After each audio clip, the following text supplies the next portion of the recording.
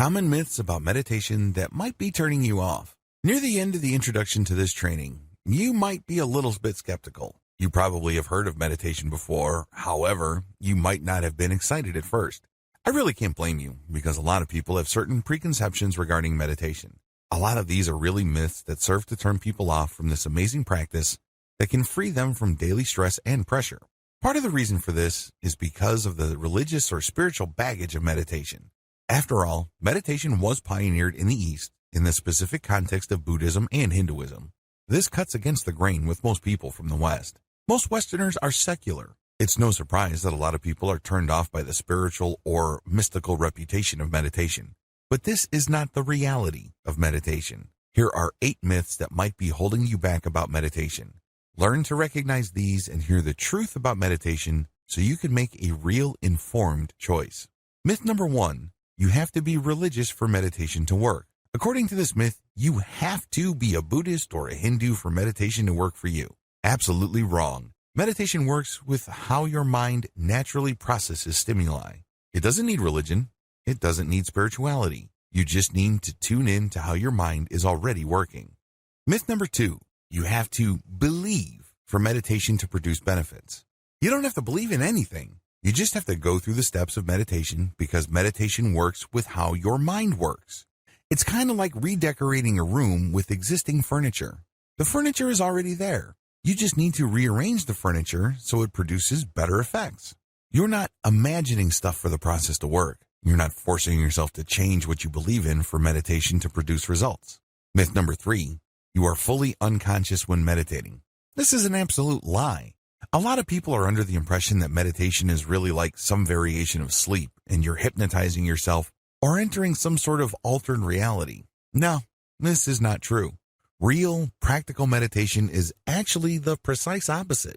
You remain fully conscious. However, you train your consciousness to purify its focus. It leads to a very empowering feeling because you start becoming more mentally disciplined. This is the complete opposite of just simply being unconscious. Myth number 4, you will fall under the influence of others easily when meditating.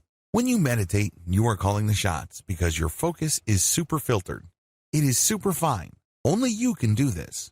Nobody outside of you can guide you to achieve this level of clarity and focus. You have to do this yourself. Accordingly, you won't fall under the influence of others when meditating unless, of course, you want to.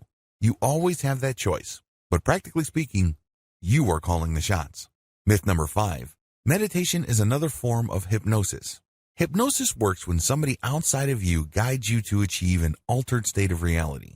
They basically change how you look at things. Maybe a hypnotist will make you change your mind about smoking or some form of addictive behavior. Meditation is very different from hypnosis because you're not gaining instructions. Instead, you are clearing away your mind to focus on how your mind works in a given moment. You're not taking in stuff. You're actually clearing stuff away. So there's nothing to get hypnotized about. What you have is pure focus. Myth number 6, it takes a lot of effort to meditate properly. Your mind is actually very powerful. To use machinery analogy, your mind already has gears that turn, and these are very powerful gears. You have to understand that you navigate reality with your mind. It's how your body exists in reality.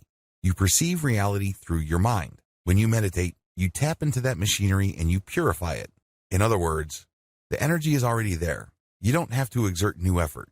Instead, again, to use the analogy of the room with furniture, you're just rearranging the furniture to produce a different effect.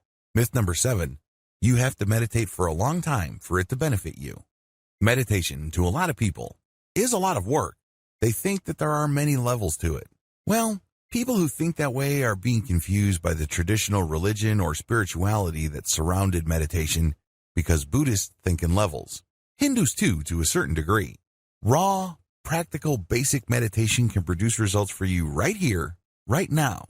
Since your goal is not to attain some sort of mystical enlightenment, but to just live in the present moment and focus your mental energies, the benefit is almost immediate if you do it right. Myth number 8, people who meditate are gullible.